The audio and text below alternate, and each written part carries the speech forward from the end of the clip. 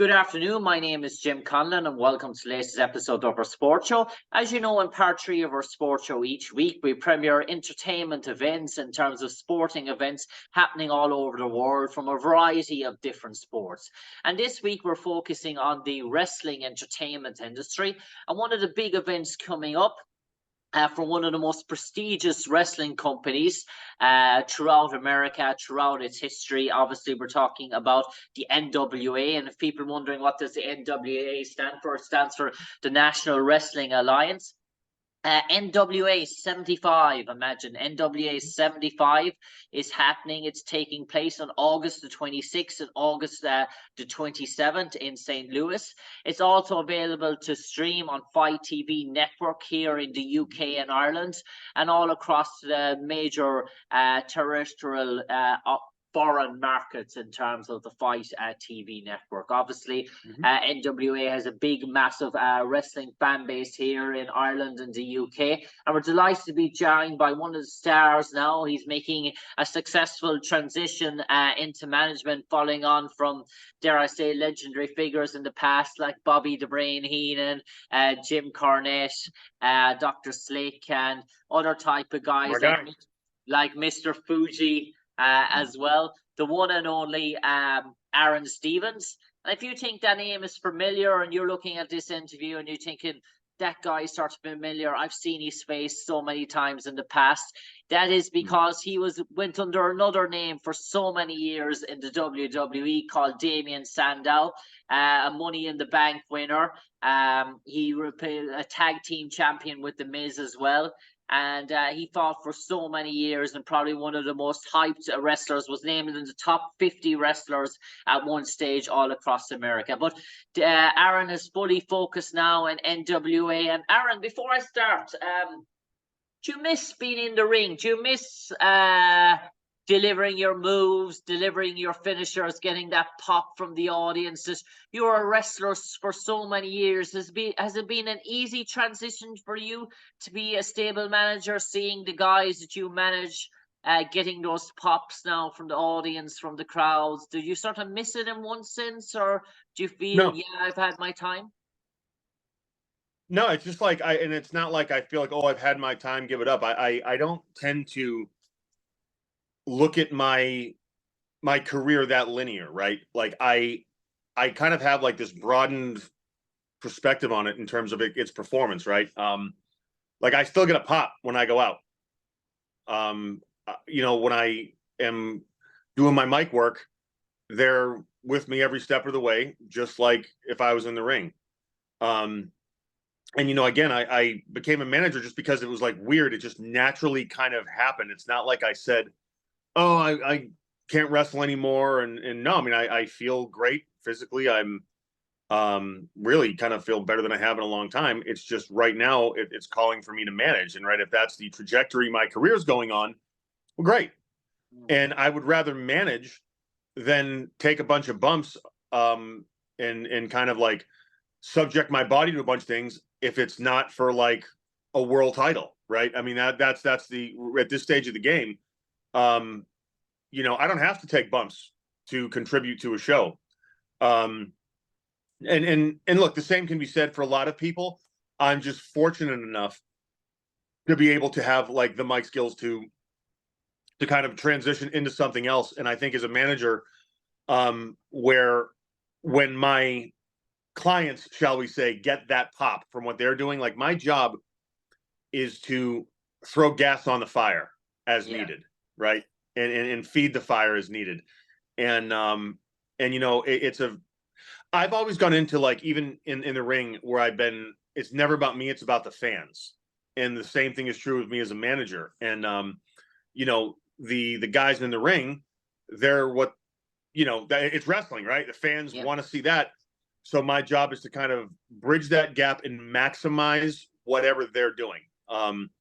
So that's just something. And again, I've learned from Cornette. Like I've recently, it's funny. I've done a bunch of interviews and then they've asked me like, oh, your influences. And it's funny because you said Dr. Style Slick. So, you know, growing up in OVW, and it's funny, a bunch of idiots, they'll be like, oh, Cornette's this and that. And whatever their opinion is of Jimmy, right? And Jimmy is opinionated. Whatever they may think about him as a manager, philosophically, I mean, he is as sound as there ever was. And if it wasn't for Jim Cornette, I would not have had the career I've had in the ring, and I would not have been able to transition as easily as I have to being a manager. Because from a technical standpoint, and then look, there's only one Jimmy. So I'm not trying to be Jim Cornette, right? I'm trying to be me, but I have like the influence of like I try to have Jimmy's timing, because it was always impeccable, and how Jimmy always, everything he did, like fed the Midnights, you know what I mean? And poured gas on their fire. Stylistically, I am probably not going to find a bigger Slick fan than me. And I mean that again in the utmost sincerity. Where Slick, I mean, as a kid, I always just was kind of drawn to him. Just the way he would talk and things like that, and how he would get interfered, just the way he would draw heat. And I'm also a big Lou Albano fan. Okay. Lou Albano, he had that, he was just a quintessential, like, if you had to surmise, that era, like, and I'm talking about like the era prior to like the boom, I'm talking like late 70s, early 80s. Albano was it. And then again, we're Bobby the Brain Heenan. I mean, I think anyone that's ever put on a manager's jacket has aspired to be like Bobby Heenan too. So that's it. I'm kind of, like I said, this try to be like a culmination of all the great people that have influenced me. A lot of which I've been fortunate enough to know personally. So I suppose, Aaron, in terms of current wrestlers throughout the wrestling industry that have just recently enough wrestled in terms of being managers, in terms of wrestling, it's sort of rare enough, I suppose. When you look at the WWE wrestling at the moment, everyone knows Paul Bearer. But one guy that struck me that managed that sort of trend successfully, and you're following in these footsteps now, and he did a really good job of it, was MVP. Montel Vontavious Porter. He studied. He was the manager for Bobby Lashley. He was the manager for Shelton Benjamin and sort of stuff like that. He had the mic skills that it was an easy sort of transition for you. Do you start to see similarities between yourself and MVP in terms of the roads, in terms of your careers and the trajectory has gone in terms of that? Because he seems to be very much in the same boat as you. He's now making his name for himself as really a manager, and he still gets the pops from the audience. He doesn't have to wrestle either to get those bumps. Yeah, I think like, and he's somebody he's a friend of mine. We don't talk every day, but when we see each other, we're in good company, and I think, with what he's been able to do, yeah, like it's similar to kind of like where you have a skill set, and although we're two extremely different people in terms of how we present ourselves, yeah, I mean, that's just something that, like, it's an option, right? Like, if you're not wanting to do the in-ring stuff anymore, you can move on. And look, MVP can still get it done in the ring too. It's just, I think he's at a point maybe where, hey, like, this is just what's presenting itself. And you have to be adaptable, right? That's the biggest thing. Like with me, I get bored really quick. Like, of characters, right? Like, I will switch characters quicker than probably anybody in the industry. And it's not because, like, I don't rely on things as a security blanket, like intellectual savior, whatever. Like, I'm, at least in my own mind, right? Like, I say you have to be brave enough to take that first step into something new and something different. And kind of like what's happened in the past is I think people, versus tying me into a character, they tie me into, like, I'm the person that can play these different characters. Intellectual savior, karate man, stunt double, whatever it is, right? Like, I'm able to do that, and they're able to buy into it, and that's something that, like, I really think is awesome. I suppose, Aaron, in terms of managing, say, a tag team over a stable, but in the long term, would a stable sort of interest you, where you have a group of wrestlers under your sort of dominion in terms of stable. Well, I remember the great storyline with the Impact Wrestling going back a few years ago with the Aces and Eights and that sort of whole storyline. And you were just figuring if they had some sort of out-ring sort of general and sort of stuff leading the sort of troops into battle. I know Mark did a fantastic job in terms of meshing that wrestling sort of storyline together. But does that always interest you? Do you prefer to have a managing role where you're sort of managing only one tag team, or with a stable, that sort of idea where you have a women's champion or a women's tag team, have a mix, have a variety in terms of building up that repertoire as a manager? I think for me, like, number one, like, I'm very much whatever serves the company I'm in, whatever the best decision for the company. But personally, I think it's great to have a stable. Like, ideally, my stable would be, you have a tag team, and then you have a somebody that's in the heavyweight title, like much like the Heenan family. Yeah. Where he had Andre, he had Rick Rude, right? Haku, like there was, you have your tag team, your world title, and then your secondary title. So like 4 guys in that stable, I think would be ideal for me, like the tag team. And then you have somebody that's kind of in the top main event picture, shall we say. And I don't like, they say main event picture, like, okay, if like you're booked for the world title, that's great. But I don't think in terms of what main event means to me, right? It's getting that pop, getting that reaction, right? And so you have somebody like in the NWA, like for the TV title or the US title, so something like that. So like I think my ideal stable would be 4 people, a tag team, a contender for the world title, and a contender for the TV or US title, and then we just kind of like play with those different colors. So yeah. I suppose, Aaron, looking on as part of, as a wrestling fan yourself, in terms of looking the industry now at the moment, it went through some rocky times in the last few years. Basically, look, for a while that maybe the WWE was going to be out on its own. The competition seemed to be failing. Then along came AEW to sort of rival it, and sort of Impact Wrestling, Ring of Honor, NWA, they sort of slipped off. But we've seen in the recent year, the past year or two, we've seen a revival of Impact Wrestling. We've seen a revival of NWA. We've seen a revival of Ring of Honor. We now have 5 healthy wrestling companies competing again, and there doesn't seem to be a shortage of work. There seems to be more opportunity. It's not all to make the big bucks in the WWE, AEW. It seems it's settled now after rocky times. So is that great for the wrestling industry to say that you have 5 companies there competing, all getting a line share? Because for a while it looked like there 2 or 3 years ago that unless AEW were going to make a serious challenge, we're going to be left with WWE on its own, taking the whole majority of the market. Well, it was that way for a very long time. When I was there, that was surely the case. But the interesting thing is, like with anything, the more platforms you have, the better. And I excuse me. Yeah. I quote Gorilla Monsoon. If you're not doing this for the money, then you're an idiot. So like, look, it's you want to make as much money as you can. And that's the business side of the coin. And the flip side of the coin is you need a place to prove yourself. You need a place to show what you can do. And although, yes, if you need to be in this for the money, like as a performer, money should be the furthest thing from your mind when you're out there, right? Like it's a weird kind of conundrum. When I'm kind of like in my zone, shall we speak, right? And I flip that switch and I'm in performer mode.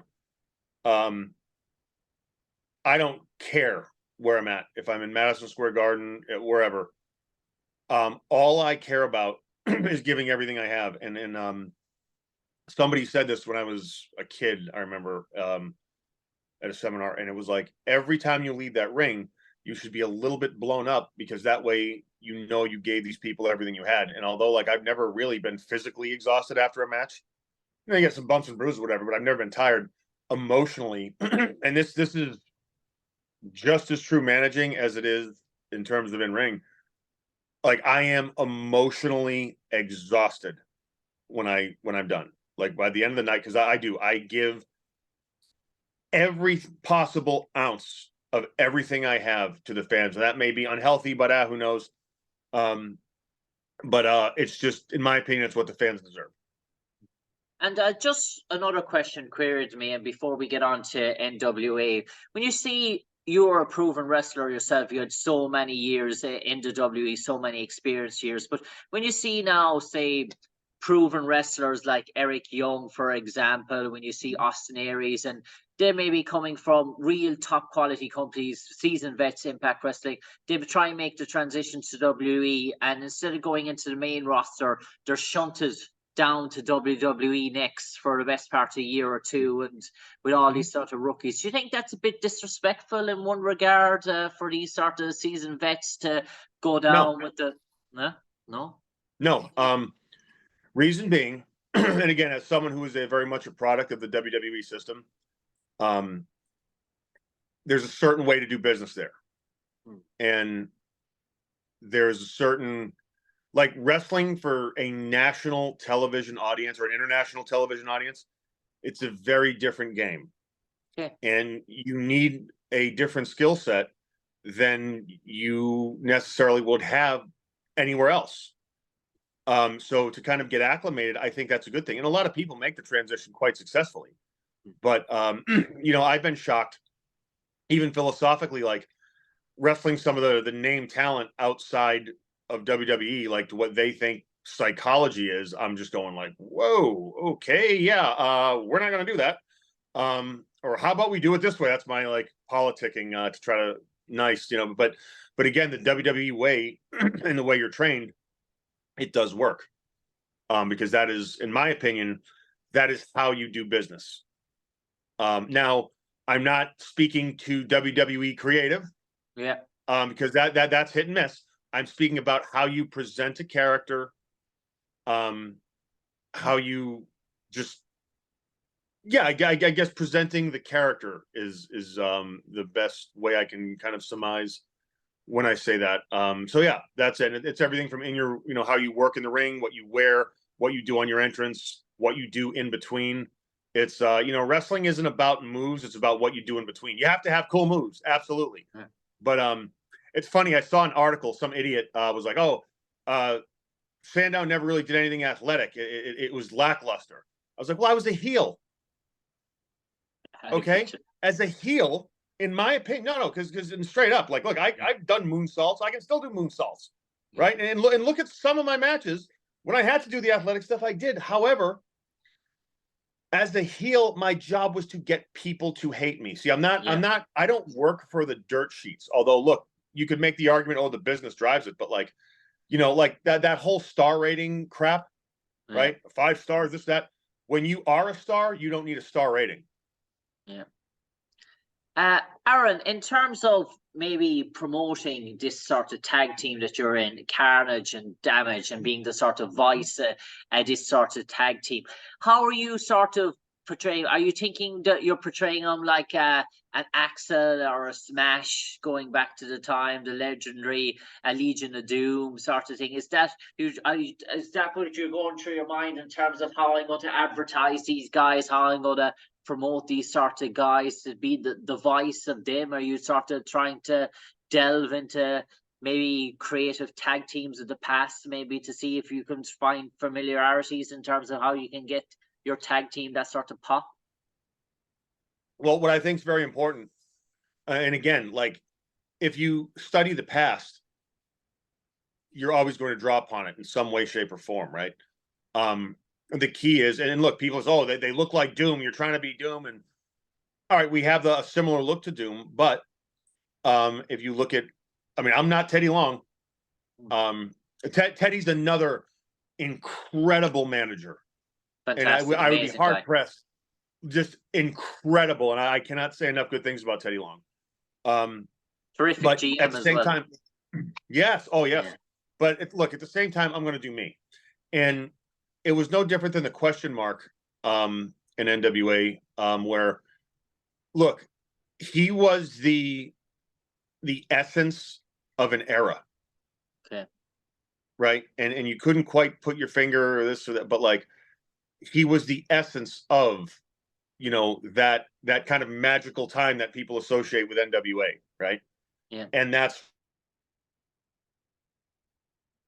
there was another interview that but there was a I'll turn my phone on here.